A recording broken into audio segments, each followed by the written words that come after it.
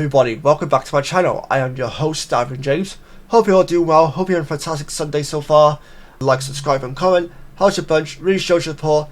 Even sharing the video with your friends, family, whoever it may be, really helps along the way as well. But with that being said, let's get on with today's episode, shall we? So yesterday, which was the 13th of January, I had the opportunity to go watch the Beekeeper movie, starring Jason Statham. The story of this movie is very simple, easy to follow, and it's pretty straightforward. One man's brutal campaign for vengeance takes on national stakes after he is revealed to be a former operative of a powerful and clandestine organisation known as Beekeepers. Now, I started seeing trailers for this movie back last year sometime, and I thought this movie looks actually kind of fun. Like, I haven't seen a Jason Statham led movie in cinema for quite a long time, or watched any led Jason Statham movie for a long time. I know a lot of people probably feel this way.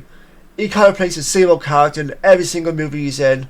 You know what to expect, and it doesn't really do anything new to really get us like invested in his character or in his acting abilities, which is a fair criticism. I know a lot of people probably might disagree on that, but nonetheless, this movie he was in was actually really badass. He plays a badass in this movie. I enjoyed every single minute of seeing him on screen. He's really phenomenal. I forget sometimes how good he is in terms of doing action movies. And sometimes, when it comes to action movies, that's all you want to see is just somebody who can really kick ass and make it look believable. Just like in the old days, you know, when you had an actor like Steven Seagal, Jean-Claude Van Damme, Sylvester Stallone, Arnie, Chuck Norris, the list goes on in terms of actors. I'm not putting them in a conversation of those actors, but I'm just saying sometimes that's all you need, if that makes sense. And the movie is rated 15 over here in the UK. I know that means it's an R rating, as it says here on IMDb, for those outside of the UK. And it really lives up to that, in my opinion. The action is spot on, really fun, fast paced, really well choreographed, not over the top CGI, mostly practical effects which was used in this movie, which I appreciate, because sometimes I feel like that's where action movies kind of get a bad name, when it's just over the top explosions and CGI blood and all that kind of stuff. Aya, the director, did a really good job of making it look real, more realistic in a sense, and not too over the top to the point where people are just like, okay, I've seen enough, I'm going to walk out now and get my money back. You know, that sort of thing. And David Ayer is a really good director. When I read his name, not a lot of people will probably know his name. He did movies like Training Day starring Denzel Washington. I forget who the other guy is. I want to say Russell Crowe, but I know it's not Russell Crowe because those two actors were in American Gangster together, so I know it's not him. I think it was Matthew McConaughey in Training Day. If I'm wrong or if I'm correct, then please let me know in the comments section below.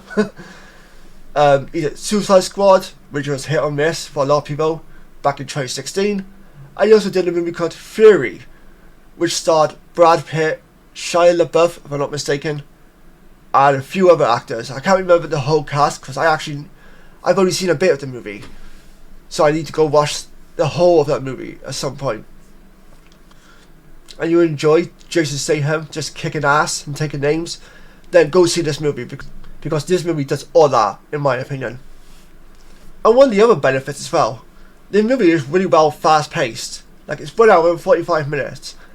I got into the movie about 4 minutes late, so that sucked. But nonetheless, I felt like the pacing was really good to the point where I didn't feel like the film was dragging. I didn't feel like it was holding back at all or anything like that. I felt like the pacing was good enough to keep me invested in the movie, regardless of the fact that I missed 4 minutes of the movie. And I didn't feel like I missed anything of the story either, for the most part. Like, I knew a little bit of the story going into the movie. I don't really need to stress too much about the fact that I missed 4 minutes of this movie. So let's talk about the cast in this movie. So these are names that I'm actually familiar with. So obviously we've got Jason Statham playing Adam Clay, who is the beekeeper in this movie. We got Josh Hutcherson. He's mostly known for the Hunger Games movies with Jennifer Lawrence. He recently starred in Five Nights at Freddy, which was a video game adaptation.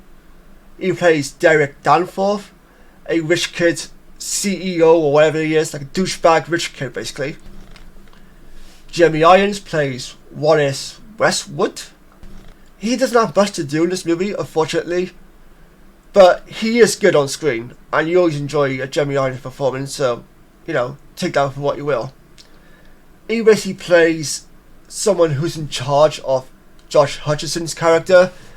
Like, Jeremy Irons promised his mother, who plays the president right here, President Danforth, played by Gemma Redgrave, that he would look after Josh Hutcherson, stop him from making silly mistakes, being a typical kid, you know, and make sure the company is in good hands, basically. So I feel like, in terms of the acting, pretty decent. I will say this, there's two people that really stood out to me the most in this movie, and that was this woman right here, Emmy Raver Latman, who plays Agent Verona Parker, and her FBI partner in this movie, Agent Matt Wiley, played by Bobby Nadiri. I hope I got it right. So I feel like both Emmy Raver Latman and her FBI partner in this movie, Bobby Ladini, had a really solid chemistry, good comedic timing, great comedic relief. I don't know what else, I don't know how other people are going to feel about their acting, or anyone else's acting for the matter, but I personally enjoyed those two the most. There was times where I really laughed, and I really had some unexpected laughs as well, because I wasn't expecting much humour from this movie. I got with the cast, I had a really good time with them, and the villains as well, played by Jeremy Irons, Josh Hutcherson, and this other guy right here, David Witz, playing Mickey Garnett. They're basically scammers in this movie. If anybody can relate to scammers, it's most likely going to be independent content creators of some sort.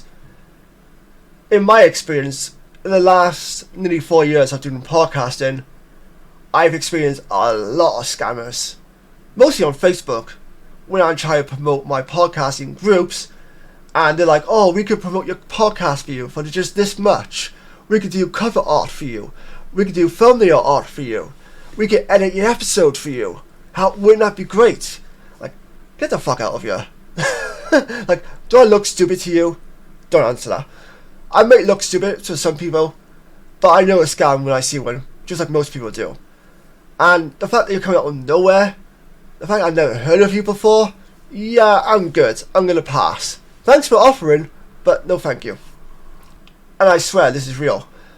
My entire Facebook block list is just full of scammers. Literally just full of scammers. Forget enemies, forget, you know, family members I don't like, or friends I don't longer speak to, whatever it may be. No. My block list is full of scammers. This movie was actually really fun, really exciting, and just a good time at the cinema. And this movie was actually one of my most anticipated movies for 2024. Like a trailers for this movie late last year, I was like, you know what? This movie looks actually kind of fun. And it's coming out in January. It's like, oh, okay, January. January is not usually a good month for movies, because that's when like a lot of bad movies come out, because the studios don't really have faith in these movies to do well, so they just dump them in January and get them over with, basically. Which is dumb, but you know, it is what it is. I watched the trailer, I was like, there's something about this movie that makes me want to go see it, especially in January. Like I said, January is usually a dead month. Not a lot of movies come out. If they are, they're usually quite bad. I thought, why not? Let's kick the new year off with a bang, sort of thing. I love going to the cinema no matter what, and I want to go to the cinema as much as possible this year, as I do every year. Even if it's movies that I don't usually go and see, I want to go to the cinema and see a lot of movies. If you're interested in action movies, then go to this movie. It's not a long movie at all. 1 hour and 45 minutes isn't that long. And like I said, it's very fast paced, so you don't really feel like it's dragging at any point in time throughout the movie. Really good, solid action sequences. I wish it was a little bit more violent at times, but what can you do? Jason Statham kicks all sort of ass. What more can you really expect from him in his movies? And the action sequences are a lot of fun as well. So overall, a really good, solid action movie to kick off the new year. Not one people are really going to remember, for the most part, most likely. Audiences so far seem to really like this movie. One person I saw on Facebook calling it like the best movie of 2024 which I thought was a bit ridiculous because we're only in the beginning of 2024 right now, and this movie is nowhere near going to be the best movie of 2024 in my opinion. But nonetheless, please go see this movie if you really enjoy action movies. It's a lot of good fun. I think you'll enjoy it quite a lot. But with that being said, thank you very much for tuning in to today's episode. Until next time, take care, stay safe, and I'll see you guys next time. Bye bye.